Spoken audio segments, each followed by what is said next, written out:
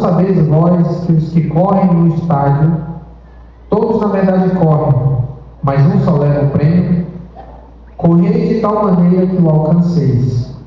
E todo aquele que luta de tudo se abstém. Eles o fazem para alcançar uma coroa corruptível, nós, porém, uma incorruptível. Pois eu assim corro, não como a coisa incerta, assim combato, não como batendo no ar. 27. Antes subjugo meu corpo e o reduzo à servidão, para que pregando aos outros, eu mesmo não venha de alguma maneira a ficar ou a estar reprovado. Somente até aí. Pode sentar quem está em pé. Amados, mais uma terça-feira passada eu falei sobre o objetivo da vida eterna, né? Quem estava aqui lembra que eu preguei sobre isso. Hoje eu vou trazer para vocês, vou falar sobre o atleta cristão. Esse é o tema. O atleta cristão e o subtema, a missão de chegar ao céu. Então, a título de introdução, do verso 24 até o 27, Paulo ele vai aqui apresentar, ele vai fazer uma analogia entre a nossa vida, vou usar aqui o que Pedro fala, ele fala que a nossa vida é uma peregrinação nessa terra, até chegar no céu. Então, essa vida, ela é passageira. Paulo compara essa vida a uma corrida. E você vai encontrar isso também na Escritura. Hebreus capítulo 12 fala sobre isso. Corramos com paciência a carreira que nos está proposta. Então, Paulo, ele compara essa vida a uma corrida. Ele está fazendo uso das Olimpíadas que haviam naquela época, né? Antigamente, as pessoas... Se você for procurar na história, tinha isso. Então, Paulo faz uso disso para tentar explicar ou exemplificar a nossa corrida até a chegada no céu. E ele fala sobre alguns objetivos aqui dentro desse texto.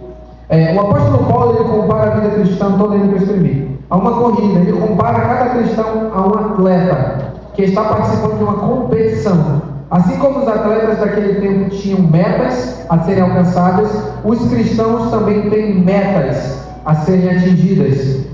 Nesse versículo, Paulo mostra 5 coisas que precisamos saber nessa corrida. Eu vou dividir o verso, aqui está no verso 26 e 27. 5 coisas que Paulo vai falar sobre isso. Então, primeiro, o cristão tem metas. Não pense você que Jesus te salvou para ficar sentado no banco. Jesus, ele te salvou, te trouxe para o Evangelho, perdoou os seus pecados, como você já sabe, purificou-te com o sangue dele, mas ele tinha um propósito. Já preguei para vocês aqui que cada um de nós temos um propósito, não é? Todos vocês que estão sentados aqui têm um propósito. Marcelo tem um propósito, a irmã Guíssela tem um propósito, a irmã tem um propósito, cada um tem um propósito, uma chamada que o Senhor estabeleceu para cada pessoa. Então cada pessoa tem essa corrida a correr. Eu estou falando de modo individual, mas aqui eu quero apresentar alguns aspectos dentro desses versos que ele nos apresenta. Ele vai dizer assim, vou colocar aí para dentro da mensagem, não está falando muito não, senão não vai dar tempo. Eu penso que vai dar e não vai dar, porque eu falo muito, né? Então vamos lá, eu quero dividir os versos, vamos pegar aqui do verso 26. Ele vai dizer bem assim, porque eu assim corro. O que isso quer dizer? Quando eu estava fazendo essa mensagem, eu dividi em 5 pontos. Primeiro, Paulo vai dizer, eu assim corro. O que ele quer dizer? Quando ele fala assim corro, ele está dizendo que existe um caminho a ser corrido. Paulo, quando ele está dizendo eu assim corro, ele está mostrando para nós que existe um caminho que você precisa percorrer. Está entendendo? E eu quero apresentar esse caminho, algumas características deste caminho que você e eu precisamos percorrer durante o tempo que nós estamos nessa terra. Esse caminho vai dar onde, pastor? No céu. Todo cristão que ele quer chegar ao céu, com certeza não tem ninguém que não quer chegar ao céu aqui, ele vai passar por esse caminho. Certo? E eu quero te apresentar aqui 3 características que nós encontramos dentro deste caminho. Primeiro, a Bíblia vai dizer que esse caminho pelo qual nós estamos percorrendo, ele é estreito. Mateus capítulo 7, verso 13, Jesus vai dizer, entrai pela porta estreita, porque larga é a porta e espaçoso o caminho que conduz à perdição, e muitos são os que entram por ela. Estreito. Isso significa que não se passa por esse caminho de qualquer jeito. É necessário que aquele que for passar por ele se adeque ao caminho. Existe um caminho a ser percorrido. E a primeira característica dele é o quê? Ele é estreito. Isso indica o quê? Dificuldade. Enquanto que as pessoas, os cristãos, estão caminhando por esse caminho, eles precisam se adequar a esse caminho. Em termos práticos, o que vem a ser isso? Estilo de vida. Você vai ter que se adequar a esse caminho, porque se você não se adequa por ele, você não consegue passar. Então, primeiro, ele indica, a primeira característica, ele é estreito. Segundo, esse caminho, ele exige renúncia. Não se pode passar por esse caminho sem renúncia.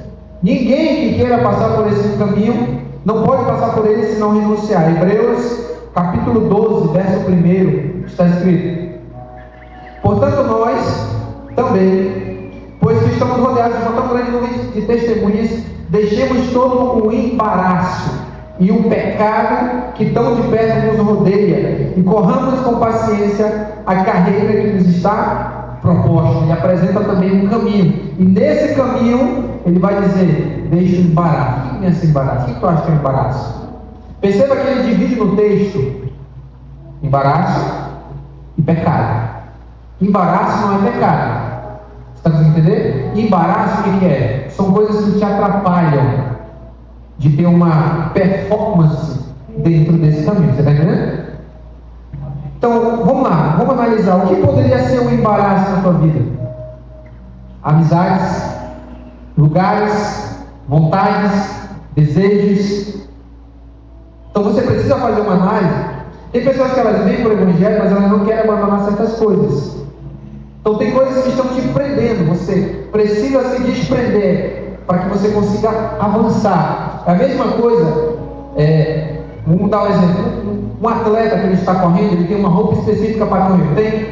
É aquela roupa bem apertadinha, né? Aí você pode achar: pastor, por que aquilo? Porque ela é mais leve, ele consegue pegar mais velocidade, ele não carrega peso, ele não corre com uma bolsa na costa. Então ele deixa tudo que pode, até o sapato, meu amigo, é leve. Quem corre sabe disso. É bem levinho para que ele não faça força, para que quando ele pegue velocidade, ele tenha toda a capacidade para correr o mais rápido possível. Então vamos dizer, vamos lá. Vamos supor que ele vai correr e tem uma bolsa, correndo com uma bolsa. Ele vai correr mais lento do que aqueles que não tem nenhum peso no corpo dele. Consegue entender? Então muitas das vezes nós cristãos estamos correndo nesse caminho. Tem coisas que estão te impedindo de avançar, estão te impedindo de crescer no Evangelho. Pode ser amizades, lugares, eu não sei. Tem coisas que na tua vida estão te segurando, te prendendo. Você quer correr, mas quando você está indo, algo te puxa para trás. Já aconteceu isso contigo? Isso eu estou falando de embaraço, não é de pecado, porque ele cita pecado e embaraço no texto. Deixamos todo o embaraço, aquilo que te atrapalha. Pode ser lugares, pensamentos, amizades. Aí você vai ter que fazer uma análise de coisas que estão te paralisando ou que estão te desacelerando no Evangelho. Você entende? Tem pessoas que elas começam bem, vão correndo rápido, quando dá aí um prazo de 6 meses, 8 meses, 1 ano, ele começa a desacelerar. Vai desacelerando, cai. Você já conheceu pessoas assim? Eu já vi muitas pessoas que começaram rápido no Evangelho, correndo muito, veloz, orando, jejuando, lendo Bíblia, abandonando o pecado, crescendo. Aí foi, parou. Hoje não ora mais, não lê mais, não jejua mais, não busca mais. Sabe por quê? Porque ele não deixou embaraço. Ele pode até ter abandonado o pecado. Coisas que ele fazia no passado, ele até abandonou. Era um prostituto, abandonou a prostituição. Era um alcoólatra, abandonou o álcool. Era um imoral, abandonou. Então ele foi largando o pecado, mas no embaraço. Coisas que ele precisa renunciar, ele precisa largar. Então você faça uma análise. Em 1 Coríntios 9, 25 diz assim: e todo aquele que luta, de tudo se abstém.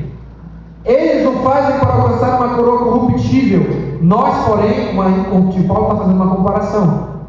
Se você for analisar a vida daquelas pessoas que praticam esportes, que jogam futebol, que correm, tem dieta, tá? Ele não come qualquer coisa, e tem horário para dormir, ele não conversa com qualquer pessoa, ele não anda com pessoas que têm pensamento negativo, porque ele precisa ter tudo isso conta dentro do jogo de futebol. Dá um exemplo aqui, o Marlon conhece muito bem. Se ele vai entrar com uma mentalidade vencedora dentro do campo, a gente vai ganhar. E não vai entrar com aquela será, não. Então, se você anda com pessoas, vou dar um exemplo, mente negativa, que só te coloca para baixo, você se torna um embaraço na tua vida. Estou dando exemplo. Você consegue entender? Paulo está dizendo que aquele que luta, ou aquele que corre, ele de tudo se abstém. Cara, as pessoas do mundo aí fora se esforçam para serem campeões nas modalidades, futebol, né? Eu gosto de futebol, né? Corrida. O cara não come qualquer coisa, como eu já disse, e o crente se bate para fazer um jejum. Faz um jejum de 12 horas e está morrendo. Ah, pastor, ele diz, começa com pequeno, 3 horas, 6 horas, 9 horas, 12. Um dia. Mas você tem que ser constante. Ninguém que corre em alta performance aí fora, os atletas, ninguém que joga em alta performance começou da noite para o dia. Ele começou devagarzinho, treinando, foi, hoje ele está em alto nível. Por quê? Ele começou. O nosso problema é esse. A gente muitas vezes até começa para no meio do caminho. Aí não desenvolve. Aí não entende que aquele novo convertido chegou, tem um ano de igreja, ora mais que ele, prega mais que ele, jejua mais que ele, é mais santo que ele, cresceu mais do que ele, e ele está sentado no banco, no mesmo lugar, fazendo a mesma coisa, não avança, não cresce, não está aí parado. Culpa de quem? De Deus? Sua. Você entende? Por quê? Você não quer abandonar o embaraço. Não tem problema, não estou nem falando questão de pecado, embaraço, coisas que estão te prendendo. Mateus 16:24, Jesus vai dizer: então disse-lhe aos seus discípulos: se alguém quiser vir após mim, renuncie-se a si mesmo, tome sobre si a sua cruz, siga-me. Perceba, vamos analisar a frase. Se alguém, se indica o quê? Condição. Ah, eu quero seguir Jesus. Não é de qualquer maneira. O que Jesus está colocando dentro da frase? Se indica condição. Todos aqui querem seguir Jesus? Querem, renuncie-se a si mesmo. É impossível você seguir Jesus sem renúncia. Não dá. Porque vão ser duas vontades combatendo uma contra a outra. A tua vontade é a vontade de Jesus. Aí Jesus quer que tu faça algo, mas tu não quer. Porque a tua vontade impede e espelha a vontade dele. Aí você sempre vai pender para a sua vontade. Para a sua vontade. Então você não presta para ser seguidor de Jesus. Pega logo pesado, não presta para ser seguidor de Jesus. Porque quer ser seguidor de Jesus? Abandona a tua vontade. Abandona amizades, pensamentos, desejos. Vai ter que fazer isso. Pastor, é difícil. Jesus disse que seria fácil. Mas é necessário. É condição. A gente focado que a gente consegue se adequar à condição de emprego, né? Tem que ter ensino médio, quer ter um cargo alto, tem que ter faculdade. O cara vai lá, cursa a faculdade e entra, ingressa, está lá ganhando 7 mil, 8 mil. Mas para o evangelho, quer de qualquer jeito. Qualquer besteira, eu vou entrar de qualquer jeito. Não. O evangelho é muito mais, é superior às coisas deste mundo. Quer seguir Jesus? Tem requisitos, tem exigências, tem renúncia, tem não dentro do evangelho. Você tem que fazer. Ah, não quero, então não presta para ser seguidor de Jesus. Não é de qualquer jeito. Você não entra de qualquer jeito dentro de um fórum. Entra de qualquer jeito. Qual que é a exigência? Calça comprida, sapato fechado, uma blusa bonitinha aqui, tudo arrumadinho. Entra de bermuda. Para na porta, tu não passa. Porque para vários lugares tem exigências. E a gente obedece às exigências deste mundo. E a de Jesus? Cadê a gente obedecer às exigências de Jesus? Não quer? Está aqui, está na palavra. Quer seguir? Renuncia. Diz não para o pecado. Diz não para a imoralidade. Diz não para a inveja, para a fofoca, para a ira. Diz não. Pastor, não é fácil. Já disse. Jesus disse que seria. Mas é uma constância. O problema é que as pessoas acham que é da noite para o dia. Renunciar e acabou. Não. É todo dia. Olha o que Jesus vai dizer no texto. Se alguém quiser vir para mim, renuncie-se a si mesmo. Tome sobre si a sua cruz e siga. Se você pegar esse texto e for para Marcos vai dizer assim, ó, se alguém quiser vir após mim, renuncie-se a si mesmo. Tome cada dia a sua cruz. Está escrito assim lá em Marcos. Cada dia. Acordou de manhã, toma a cruz. Domingo, acordou no outro dia, toma a cruz. Foi domingo, no outro dia, toma a cruz. Ah, eu vou viver 60 anos.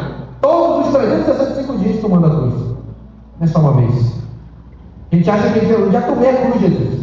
Eu já tomei a cruz uma vez, pastor. Já foi suficiente. Não. Todo dia a cruz. Eu falei que não ia dar tempo. Terceiro aspecto desse caminho. Esse caminho ele exige persistência. Persistência. Só recebe o prêmio quem passa pela linha de chegada. Já viu o corredor receber uma medalha se não atravessar a linha de chegada? Se ele desiste no meio do caminho, ele fica lá, não ganha nada. Vai dizer que não ganha nada, ganha experiência. Ganhador do corpo, tanto ele correr e cansar. Mas ele tem que passar a linha da chegada. Gálatas 6:9 diz assim, ó: e não nos cansemos de fazer o bem, porque a seu tempo ceifaremos, se não houvermos desfalecidos. Traduzindo, você não pode ser um crente covarde. Não presta para ser crente se for covarde. Quando se depara com a situação que existe, tem uma passagem em Hebreus, eu não lembro onde é, mas assim, ó: mas o justo viverá da fé, e se ele voltar atrás, diz Deus, a minha alma não tem prazer nele. Deus não tem prazer em covarde. Tanto é que a Bíblia diz que de fora ficarão os covardes. Quer covarde? Vai ficar de fora do reino. Quem é o covarde? Aquele covarde que não tem coragem de assumir o Evangelho. Aquele que não tem coragem de viver o Evangelho. Porque ele sabe que no Evangelho ele vai ter que renunciar, vai ter que abrir mão, vai ter que se adequar, vai ter que orar, vai ter que jejuar, vai ter que ler Bíblia, vai ter que persistir. E ele sabe que vai ser difícil. Então o que ele faz? Me retrocede. A Bíblia chama esse cara de quê? Covarde. Não entra no reino. Está lá, eu não estou inventando. Pega a tua Bíblia e pesquisa. Os covardes ficaram de fora do reino. Covarde é aquele que tem medo de briga. A gente pensa que covarde é aquele, né? O cara chama para briga, ele corre, é covarde. Não é esse covarde que eu estou falando. Covarde é aquele que tem vergonha ou tem medo de assumir a responsabilidade do Evangelho. Esse é o covarde. Você está entendendo? Então, o terceiro aspecto dentro desse caminho, só no primeiro tópico, desse caminho, ele exige persistência. É todo dia. Vamos aplicar? Eu gosto de ser um pastor prático. Sabe como é que eu sei que o cristão está persistente? Ora todo dia. Todo dia. Todo dia. Ele acorda e ora. Ele acorda e ora. Vai dormir e ora. Ele ora. Ele é persistente. Essa persistência ela vale para tudo na vida. Tudo. E eu torno a dizer, a gente muitas vezes é muito persistente para terminar uma faculdade, para terminar um ensino médio, para tirar uma habilitação, para juntar dinheiro para comprar o que a gente quer, mas não é persistente por reino. É ou não é? Persistente para tudo. Tem conta para pagar, vou trabalhar certinho para pagar a conta. Ele é persistente para pagar a conta, mas por reino. Vai orar, dá sono, desiste. Começa a ler a Bíblia, dá sono, desiste. Vai jejuar, dá fome, aí ele desiste. Está jejuando, está dando dor de cabeça, pastor, quero desmaiar, vou desistir, vai comer. Estou lhe dizendo que eu vivi isso, querer desistir. Às vezes vai orar, está com sono, vou te dar quer um segredo? Tem muitas vezes você vai acordar de madrugada e você não vai conseguir orar, dobra o joelho e fica ali. Não fale nada, mas fique, Senhor, estou aqui. E fique, não consegue falar nada, estou aqui. Eu não consigo orar, Senhor, estou cansado, mas eu preciso, eu estou aqui de joelho, calado, eu estou aqui. Pega essa aqui, tá? Aplica isso. Conforme tu vai fazendo isso, vai ganhando força para a oração, vai ganhando força para buscar a presença dele. Tá bom? Então, 3 aspectos deste caminho. Ele é estreito, ele exige renúncia e ele exige persistência. Larga de ser covarde, seja corajoso. Amém ou amém? Não me bata quando eu sair daqui. Segundo, Paulo vai dizer assim como. Segundo, não há coisa incerta. O que isso significa? Existe um alvo. Ninguém corre desinvestado sem saber o que tem que fazer. Se eu estou dizendo, você vem para o culto, você serve a Jesus, tem um alvo. Se você não sabe, vai descobrir agora que alvo é esse. Romanos capítulo 8, verso 29. Primeiro, nós temos aqui, eu vou apresentar 3 alvos para você. Você vai focar a sua vida a partir de hoje nisso. Primeiro, o teu primeiro alvo é tornar-se semelhante a Cristo. Você tem um alvo agora. Pastor, por que eu vou para a igreja? Não sei por que eu vou para a igreja. Não sei por que eu vou no culto de terça. Não sei por que eu vou quinta, que eu vou domingo, que eu tenho que ir para a escola dominical. Por que vocês insistem em falar que eu tenho que estar aqui para aprender a palavra? Por que o Senhor insiste que eu tenho que orar, que eu tenho que ler, que eu tenho que jejuar, que eu tenho que santificar? Aqui é o motivo. Você tem que ser que nem Jesus. Esse é o alvo do crente. Romanos 8, 29. Porque os que Deus conheceu, também os predestinou para serem conformes à imagem do seu Filho, Cristo. Qual que é o nosso objetivo nessa terra? Ser como Jesus. Olha que coisa boa. Como é que eu faço para ser como Jesus, pastor? Como é que as pessoas vão ver Cristo? Vão para a prática. Eu sou um pastor prático. Sabe como é que eu sei que Jesus está vivendo em mim? senso de humor. Estou dando um dos exemplos. Humor. Então, o cara bravo era culto, Jesus era manso. Mateus capítulo 8, verso 11 e 28. Vinde a mim todos vós que estáis cansados, sobrecarregados, e eu vos aliviarei. Aprendei de mim que sou manso. Jesus era bravo? Certos momentos ele era, mas na maioria das vezes ele era manso. E ele era humilde. Muitas vezes nós somos soberbos, quer humilhar o outro, quer se vingar do outro, odeia o outro, não gosta do outro, não ama o outro. Jesus amava. Você entende? Então, primeiro alvo, eu tenho que ser como Jesus. E Jesus era o quê? Amoroso, piedoso, santo. Então, nesses aspectos, eu preciso ser como Jesus. Hebreus capítulo 12, verso 2 diz assim, ó: olhando para Jesus, autor e consumador da fé, o qual, pelo gozo que lhe estava proposto, suportou a cruz, desprezando a afronta, assentou-se à destra de Deus, à destra do trono de Deus. O que significa? Jesus suportou a provação. Aqui está dizendo que nós precisamos ser como Jesus, então vai ter que aguentar uma pancada na costa. Vai ter que aprender a sofrer dentro do Evangelho. Você vai enfrentar momentos de crise, você vai enfrentar momentos de dor. Mas sabe como é que tu cresce? É nesses momentos de dores que tu cresce. Ninguém cresce no alívio. Ninguém cresce no bem bom. Ninguém aprende só mamão com açúcar. Você aprende quando você está sendo espremido. Você aprende quando você está sendo apertado. É aqui que você aprende. Sabia? Aí você ora, né? Eu vou até lembrar da oração. Eu quero ser como Jesus. Aí já é? Vou te apertar. Vou te apertar. Quer ser como Jesus? A Bíblia diz que o Espírito levou Jesus para o deserto para ser tentado. Não era para ele pecar, era para provar a fé dele. Então, se você quer ser como Jesus, ele vai te provar. Vamos ver se a fé do Marcelo é boa? Vamos ver. Furar o pneu do carro, e aí? Seu isso, que é maldito. Aí agora não foi como Jesus, né? Porque a gente olha, a gente pensa que é coisa mirabolante. Não, é nas coisas simples. Sabe? Aí quando tu tá dirigindo aqui, o cara te fecha, tu buzina e mete o dedão pra fora. Aí tu decide, ou tu xinga ele também, ou tu ignora. Olha que coisa boa, coisa simples, prática. Como é que eu sou como Jesus? É ali, não tem ninguém te vendo dentro do carro. Ninguém tá te olhando. Tu poderia xingar e chamar muito palavrão que ninguém ia ver, mas só Jesus ia ver. Aí Jesus diz: é assim que tu quer ser como eu? Você entende? Olha aí que coisa simples e prática. Quando alguém vem e fala mal de ti, aí tu tem duas opções: ou tu vai revidar, ou tu perdoa. Jesus perdoava. Vou pular que senão vou ficar aqui até amanhã. Filipenses 3, capítulo 3, verso 13 e 14. Irmãos, quanto a mim não julgo que haja alcançado, mas uma coisa faço aqui, esquecendo das coisas que para trás ficam e avanço para as que estão diante de mim. Prossigo para o alvo, pelo prêmio da soberana vocação de Deus em Cristo Jesus. Então, primeiro, um dos alvos, ser como Jesus. Segundo alvo do crente, que Paulo vai dizer, assim como, não como uma coisa certa, um alvo. Qual é o alvo? Viver para a glória de Deus. 1 Coríntios capítulo 10, verso 31, Paulo escreve: portanto, quer comais, quer bebais, quer façais qualquer coisa, fazei tudo para a glória de Deus. Segundo alvo do crente, viver para a glória de Deus. Olha que coisa boa. Será que o meu trabalho glorifica a Deus? A minha vida glorifica a Deus? Paulo vai dizer, escrevendo em Efésios, que nós somos criados, nós somos feitos, fomos escolhidos para o louvor da sua glória. Pega a tua Bíblia e tu vai ver lá. Então a minha vida deve render glória a Deus, a Cristo.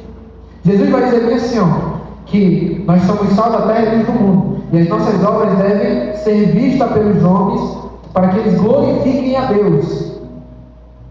As nossas boas obras precisam render a Ele glória. Então nós temos um alvo: viver para a glória de Deus. Vamos avançar.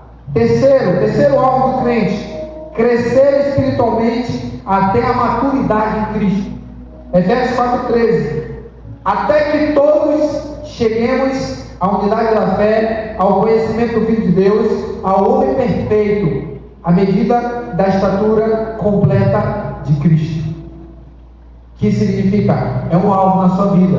Você tem uma meta: crescer à estatura completa de Cristo. Você pode dizer, pastor, você já falou no primeiro alvo, vai ser como Jesus. Mas esse terceiro alvo que eu estou falando, crescer, você precisa estar em constante evolução e crescimento. Como faz isso na prática? Você precisa analisar na sua vida se você está mudando, se você está crescendo, se você está avançando e não regredindo. Por isso que é muito bom nesse momento você fazer uma análise. Pecados que no passado te prendiam, você está tendo vitória sobre eles? Está vencendo a ira? Está vencendo o ódio, a vingança, a fofoca? Está vencendo? Está obtendo vitória? Você olha para trás e diz, eu era um tipo de pessoa, hoje eu sou diferente, estou avançando. Esse é um alvo. Ser como Jesus, crescer espiritualmente. Terceiro, Paulo vai dizer, vamos aqui ler aqui, verso 27. Não, 26. Pois eu assim corro, existe um caminho, não como uma coisa certa, assim combato, que é o terceiro na verdade já.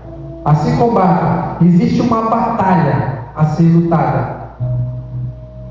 Existem inimigos que o cristão terá de lutar ao longo da caminhada com Cristo.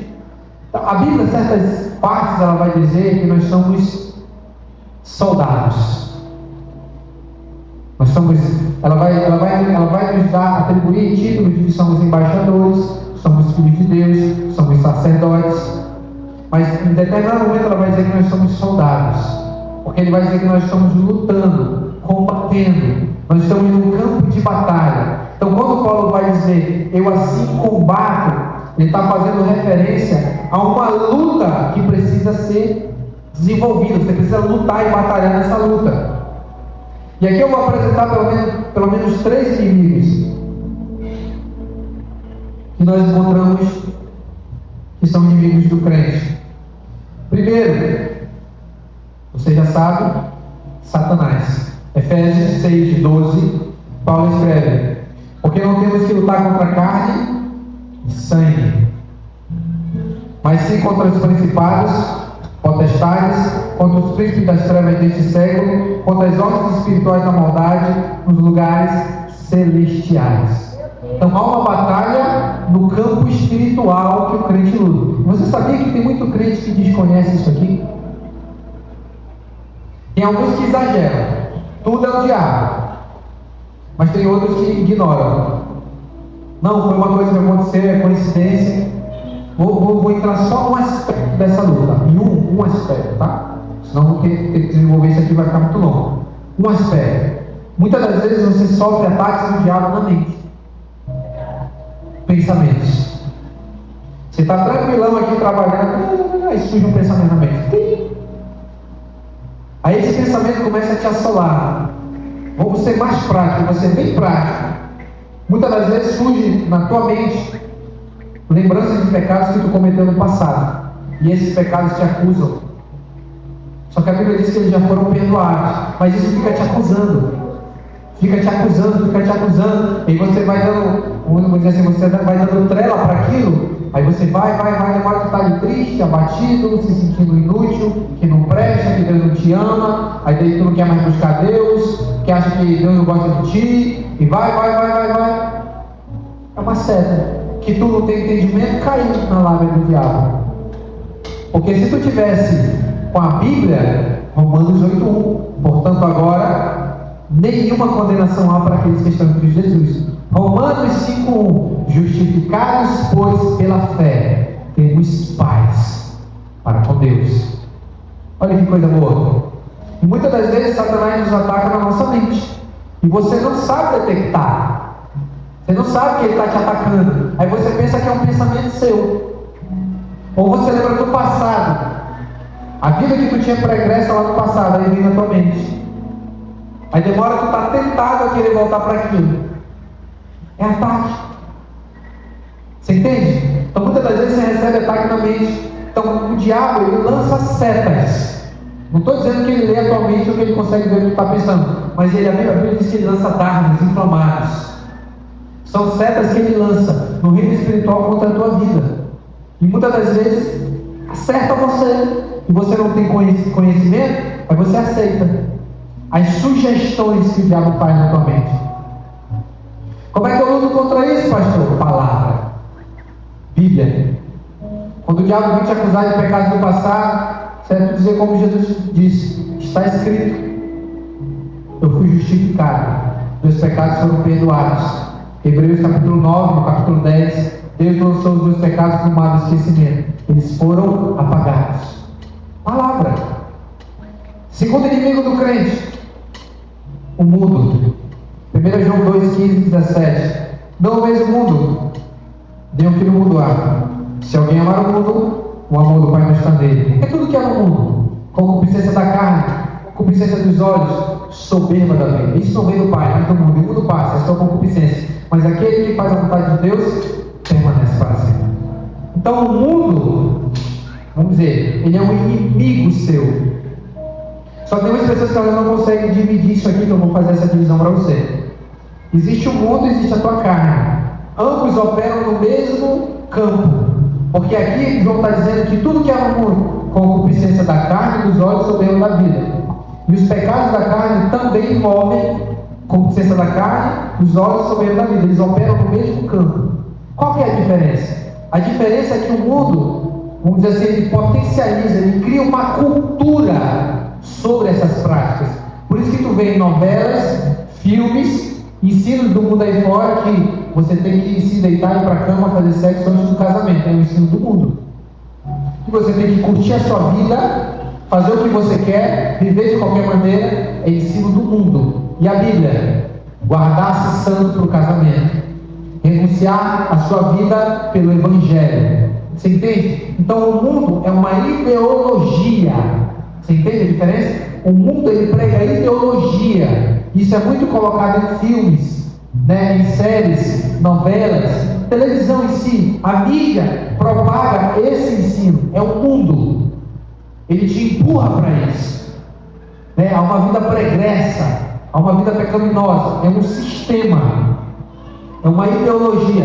E a carne, que é um outro inimigo, já é no campo, ela trabalha no campo interno. Ela trabalha na tua natureza caída adâmica que você tem. Todos têm essa natureza, não tem um que não tem, que é o terceiro inimigo. Gálatas 5,17. Porque a carne luta contra o espírito, e o espírito contra a carne, e estes opõem-se um ao outro, para que não façais o que quereis. 3 inimigos: Satanás, o mundo e a tua carne. Então você tem 3 frentes para lutar. E como é que a gente faz? A gente luta. A gente tem armas disponíveis para vencer essa batalha. Não vou entrar nisso, senão já está de amanhã. 4. Paulo vai dizer, antes, verso 27, subjugo o meu corpo. O que isso significa? Que nessa corrida, que nessa batalha, exige sacrifício. Tem uma frase que diz: sem sacrifício não há vitória.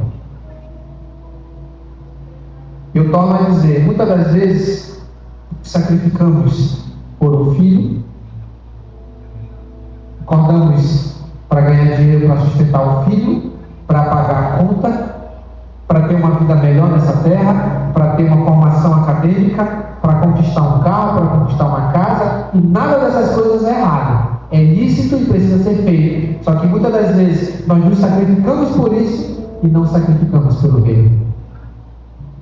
A máxima do Evangelho, Mateus 6,33.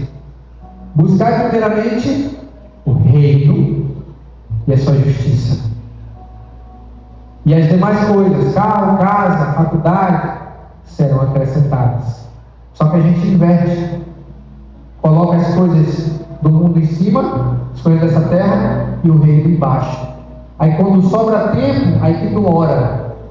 Quando tu está descansado, aí eu vou orar. Quando tem tempo, aí eu vou ler minha Bíblia. Quando tem tempo, aí eu vou verificar o que eu tenho que fazer para buscar Deus, sempre em segundo plano. Você entende?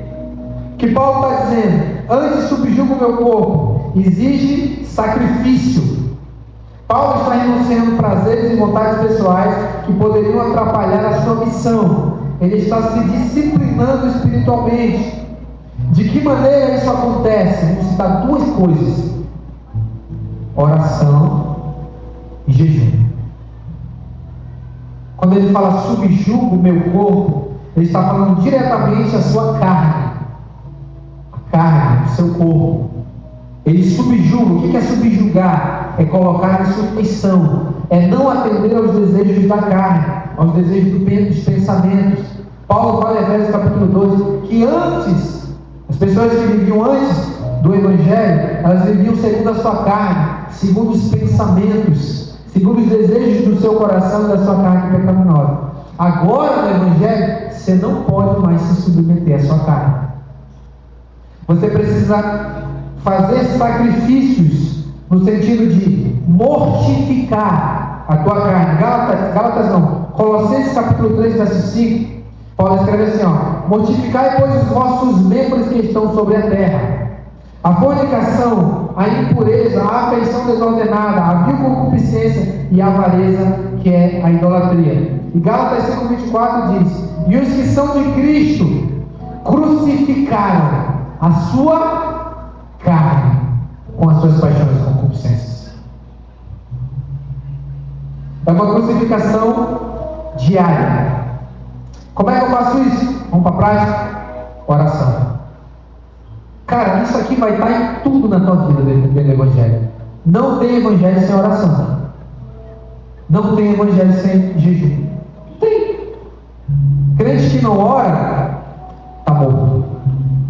Ah, pastor, não ora. Pega no seu pulso, verifique se tem batimento. Está morto. O próprio Jesus orou. Cara, Jesus ele era perfeito ou não era? Ele tinha pecado? Não. E ele orou. E tu que é cheio de pecado não vai orar não? Eu que sou cheio de pecado não vou orar não? Você entende? Então como que eu subjugo o meu corpo? Oração. Vou logo te adiantar. Tua carne odeia orar. Eu não gosto. É por isso que quando tu vai orar, dá sono. Quando tu tenta se concentrar, vou dizer assim, vamos ver aqui se é só eu que passo por isso. Tu se concentra para orar. Aí começa. Tem que comprar leite. Tem que comprar açúcar. Tem que pagar a conta. Amanhã eu tenho que ir em tal lugar. Tem isso aqui para fazer. Aí começa. Eu não estava pensando em nada disso. Dobrou o joelho, aí começa. Rapaz, eu tenho uma conta alta para pagar esse mês. Eu tenho que lavar o banheiro. Eu tenho que lavar a roupa. Tem que comprar frango que acabou. Estou dizendo. O carro está ficando sem gasolina. Tem que pedir tanto dinheiro do meu marido que eu tenho que pagar tal negócio. Aí começa muito pensamento. Sabe por quê? A tua carne no tanque, ela não quer. Ela não quer. Ela odeia a oração. Porque a oração vai matar ela. E se vai matar, o que ela vai fazer? Ela vai lutar. Para não deixar. É por isso que tem muita dificuldade para orar. Só que tu tem que vencer isso. E lutando. Você tem que ouvir sobre os seus pensamentos, meu irmão. Seu pensamento está divagando, traga de volta aqui e concentre-se. Está indo lá na esquina de pão do seu José, traga para cá o pensamento de novo. Eu fui lá na escola do meu filho, que eu tenho que uma reunião, traga de volta o pensamento para cá. Você entende? É assim. Porque a tua carne odeia. Ela não quer. Então como é que eu mato a carne? Orando. Agora outra coisa, jejum. Esse aqui é meio que tu socar a tua carne. Dá de perna manca nela. É o jejum. Ela grita. Só que ela, quando você jejua, você enfraquece. Vou te ensinar uma coisa. Quando você converteu, você nasceu de novo, você recebeu o Espírito Santo e uma nova natureza. Ela está dentro de você. Pedro vai dizer que nós recebemos tudo, 2 Pedro capítulo 1, verso 3. Que nós já recebemos tudo concernente à vida e à piedade, por meio do conhecimento daquele que é Cristo. O que significa? Tudo aquilo que tu precisa está dentro de você, no teu espírito. Você tem um espírito, está dentro de você. Só que a carne, ela funciona como se fosse um bloqueio, que ela não deixa você avançar. Ela não deixa o teu espírito ser liberado. Aí como é que tu faz para te quebrar essa defesa da carne? Jejum. Você quebra a força dela e ela não resiste ao espírito. Aí você consegue liberar e você consegue crescer. Entende? Algum dia mais eu prego sobre isso, não vai ficar aqui até amanhã. Por último, a gente tem 9 minutos para acabar.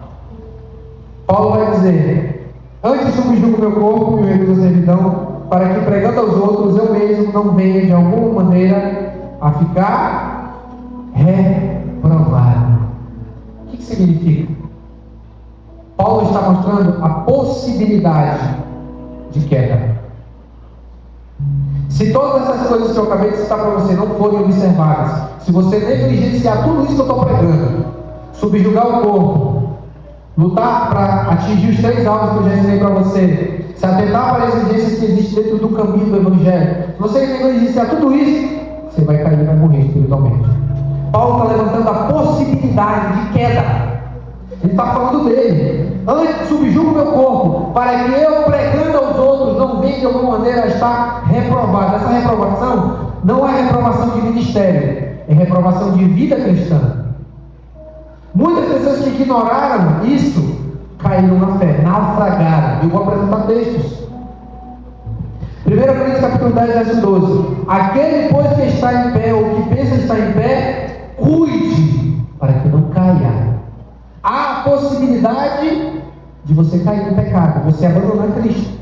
Se você continuar empurrando com a barriga, depois eu faço, depois eu oro, depois eu jejuo, depois eu leio minha Bíblia, primeiro isso aqui, depois, aí você vai jogando, vai, uma hora você arrebenta. Aí quando isso acontece, sobra para quem? Pastor, vem aqui me ajudar, bota a mão na minha cabeça e ora. Mas quando tu tinha a possibilidade de orar, tu não queria. Quando tu tinha a possibilidade de jejuar e se sacrificar, tu não queria. Aí agora o pastor tem que ir lá fazer uma coisa que era para você fazer. Você terceirizou para o pastor fazer. É para você. Por que tu acha que o pastor está em pé, os irmãos da igreja estão em pé? É porque eles são bons, não, porque estão orando, estão lendo Bíblia, estão jejuando, estão santificando. Por isso eles estão em pé. Agora tu não quer fazer e quer ficar de pé, não existe. É mesmo que eu te desafio passar 15 dias sem comer, se tu ficar de pé. Sem comer, fica. Com 2 tu já está desmaiando, com 3 tu está azul, com 4 já está caindo pelos cantos, nem se levanta mais. Se com comida natural tu não consegue ficar, aí tu acha que vai ficar sem comida espiritual, sem alimentar o teu espírito. Só na Netflix, só na série, só na novela, só no TikTok, Instagram, só comendo porcaria. Aí depois vem para a igreja, tu tá pegando fogo aí, não senti nada. Culto tá frio, esse pastor não prega nada, tá muito chato. Sabe por quê? Tu tá cheio de porcaria na tua barriga. Vou dar um exemplo simples. Quando eu era menor, eu já dei esse exemplo. Minha mãe dizia: não coma nada, daqui a pouco vai ser almoço. Não é assim? Quem é mãe faz isso, sabe disso. Não coma nada, porque você vai almoçar, você precisa comer comida. Porque a comida vai te dar sustância, todas as vitaminas você vai receber na comida. Aí o moleque desobediente vai lá e faz o quê? Come plástico, sorvete, come que não presta. Quando chega na hora aqui, ó, tá aqui o pratão, o bifezão, né, frito aqui, arroz, farinha, feijão, tudo bonitinho. Não quero. Por quê? Barriga tá cheia de plástico, tá cheia de que não presta. A mesma coisa funciona na igreja. Passa a semana comendo que não presta. Só no Instagram, não estou dizendo que é errado no Instagram, mas só assiste o que não presta. Muito coisa ruim. Aí chega no culto para receber a palavra, tá com o buchão inchado, muito porcaria. Só TikTok, Instagram, Reels, um monte de coisa que não presta. Aí chega aqui, não sente nada, não recebe nada, aí sai do mesmo jeito, com barrigão para casa. Estou dizendo. Aí o pastor se arrebenta de pregar, fazer um sermão para tocar a tua vida, para trazer um avivamento. Aí o irmão não sai avivado, sai pior. Por quê? Porque está cheio do que não presta, não tem espaço. Jesus, para ele conseguir trabalhar, ele precisa competir, tem que brigar dentro do teu coração para conseguir algum espaço. Tem que brigar para conseguir entrar lá e colocar alguma coisa, porque está cheio. A culpa é de quem? De Jesus? É tua. Está assistindo que não presta. Aí depois não sabe porque não quer orar, porque ele quer ler Bíblia, porque ele quer buscar Jesus. Olha, é culto de terça, tá? Receba no seu nome. Hebreus 3, 12 ao 14. Tente cuidado, irmãos. Jamais aconteça haver em qualquer de vós perverso coração de incredulidade, que vos afaste do Deus vivo, porque nos temos tornado participantes de Cristo. Se de fato, preste atenção, se de fato guardarmos firme até o fim a confiança que desde o princípio tivemos. Se qualquer de nós abandonar Cristo, não chega até o final.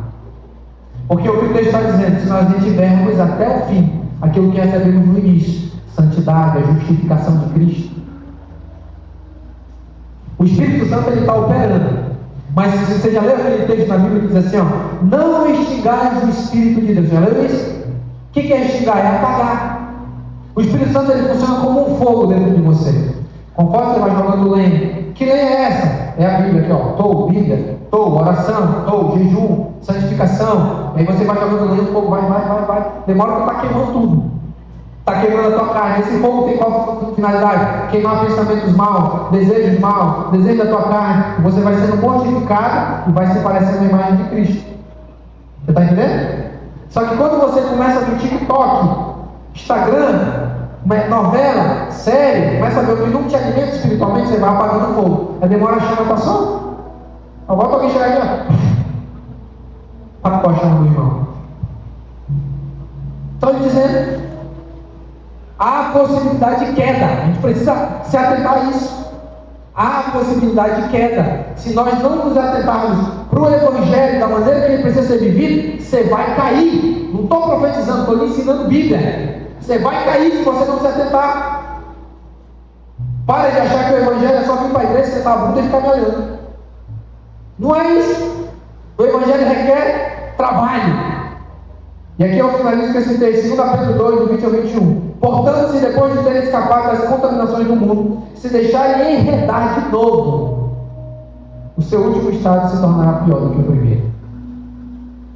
Aí você vai concordar comigo. Você já viu pessoas que vieram para o Evangelho, passaram o espaço de 6 meses, firme, só que ele desistiu. No mundo ele era uma coisa, quando ele veio para o Evangelho, que ele sai, se torna pior.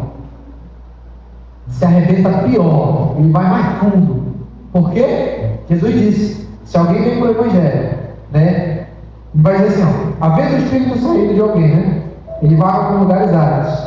Aí ele diz que ele não encontra repouso. Aí ele diz, voltarei de novo para a casa de onde eu saí. E voltando ele, acha a casa limpa, vazia e adornada. Aí ele vai, busca mais 7 espíritos piores do que ele e vem para dentro dessa pessoa, e o último estado dessa pessoa torna-se pior do que o primeiro. São pessoas que receberam até a limpeza de Cristo no início, mas não tiveram firmeza no Evangelho. Não se deixaram ser habitados pela presença de Deus. Não que o Espírito Santo não habite dentro dele, mas ele não deu vazão para aquele crescimento da presença crescer nele. Você entende? Aí como ele não deixou, a presença vai minguando, aí o diabo vem. Porque a gente acha que você não está vendo nada, mas acha que o diabo ele não está nem aí para ti. 1 Pedro vai dizer que vigiai, porque o diabo, Satanás, o vosso adversário, anda ao vosso derredor, bramando como um leão, buscando a quem possa tragar. Não se engane, ele está toda hora só te olhando. No vacilo que tu der, ele entra e te arrebenta. E isso eu digo porque eu já vi pessoas assim. Eu sou pastor, antes de eu ser pastor na outra igreja, eu vi muito isso acontecer. Pessoas entraram fervorosas, só que ele não quis renunciar ao pecado. Ele continuou querendo abraçar o pecado e Cristo não dá. O que aconteceu? Foi, se arrebentou, se estrepou, porque ele não deu o que ele deveria dar dentro do Evangelho. Começou a dar espaço, caiu. Estou lhe dizendo. Aí você pode dizer, isso aconteceu com ele, comigo não vai acontecer. Vacila para tu ver. Vacila. Você entendeu? O tema de hoje foi o atleta cristão e a missão de chegar ao céu, e eu desenvolvi várias coisas dentro dessa pregação. Vamos colocar de pé, vamos encerrar?